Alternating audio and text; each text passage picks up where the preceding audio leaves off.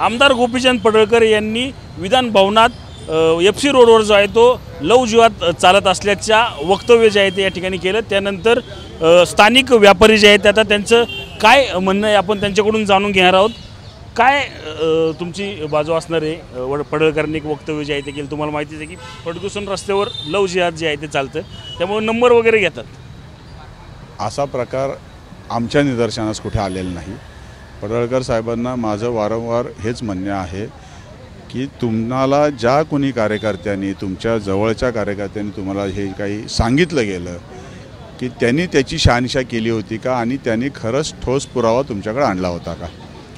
तुमच्या एका विधानाने सर्व माध्यमं जागी झाली। आमच्यासारखा व्यापारी देखील सर्वपणाने कोसळला गेला की आपल्या FC रोडला अशा प्रकारचं जर वाईट कृत्य होत असतील तर आपलं लक्ष कुठे आहे? आम्हाला प्रश्न विचारतोय की आपण कुठं आहोत काय? तर पडळकर साहेबांना माझी नम्र विनंती आहे, पडळकर साहेब ह्याचा आपण शहानिशा ठोस पुरावा कुठंतरी करा आणि तो उलट तुम्ही न येता तो आम्हाला द्या, आमच्यावरती ती जबाबदारी टाका। आम्ही ती निस्तारायला तयार आहोत। आम्ही त्या दुकानदार जो कोणी आहे ज्या दुकानात असं कृत्य होत असेल त्या दुकानात जाऊन आम्ही त्या दुकानदाराला जाब विचारू, पोलीस प्रशासनाला घेऊन त्याच्यावरती गुन्हा दाखल करायला लावू। जर जी कोणी एक जरी मुलगी आपल्या समोर आली आणि माझं सगळं हिंदू मुलींना सर्व जातीच्या धर्माच्या मुलींना माझं एक सांगणं आहे, चुकीच्या लोकांना तुम्ही नंबर तुमचा शेअर करू नका। तुमच्या ना ओळखीचा ना पाळखीचा आपण त्याच्याकडे कपडे घ्यायला गेलो आहे, 2 मिनिटाची ओळख आपली, त्याला तुमचा नंबर शेअर करू नका।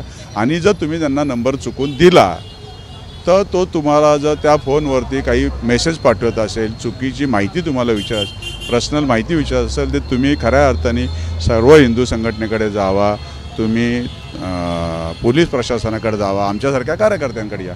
नक्कीच आपण पाहिलं तर स्थानिक दुकानदार व्यापारी पाहिले आपण। आता जे मागच्या साईडला पाहिलं तर काही रस्त्यावर बसणारे पथारीवाले आता नवीनच त्या ठिकाणी ॲड झालेत, त्यांच्याकडून होत असलं तर कदाचित असं ठोस म्हणता शक्यता असतेच या गोष्टी। कोण करेल मग तुम्हाला माहिती आहे तर तुम्ही क्लिअर सांगा आणि ह्या गोष्टीचा शहानिशा करणं, पूर्ण थरो इन्व्हेस्टिगेशन प्रशासन करू शकतं। पोलीस डिपार्टमेंट तेवढा त्यांच्याकडे इंटेलिजन्स असतो ह्या गोष्टींचा की त्या intelligence input I am saying की हे सगळं शोधून काढायचं कोण ह्याच्या मागे आहे, कोण करतं आहे असं, कारण ह्याच्यामुळे अख्ख्या मार्केटची बदनामी होती।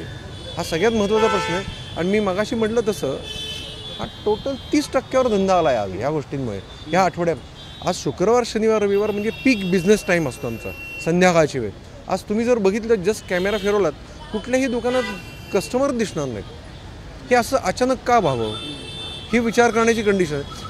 आणखीन असं वक्तव्य पडळकरांच्या वक्तव्यानंतर हा फरक पडला, 100% पडला, 100%। पण असं जर वक्तव्य करण्याआधी तुमच्याकडे काय इनपुट्स आहेत, मग ते आम्हाला का नाही दिले, पोलिसांना का नाही दिले डायरेक्ट? आम्ही तर ठीक आहे पोलिसांना तरी देऊ शकता, इन्व्हेस्टिगेट करू देत।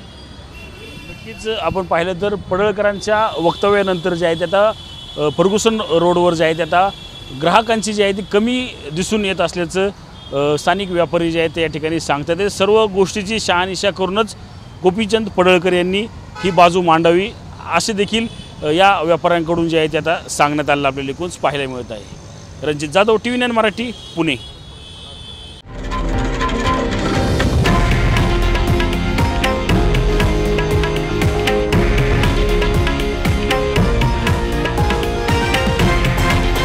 हे आहे देशातील नंबर 1 न्यूज नेटवर्क आणि आपण पाहत आहात TV9 मराठी, एकमेव।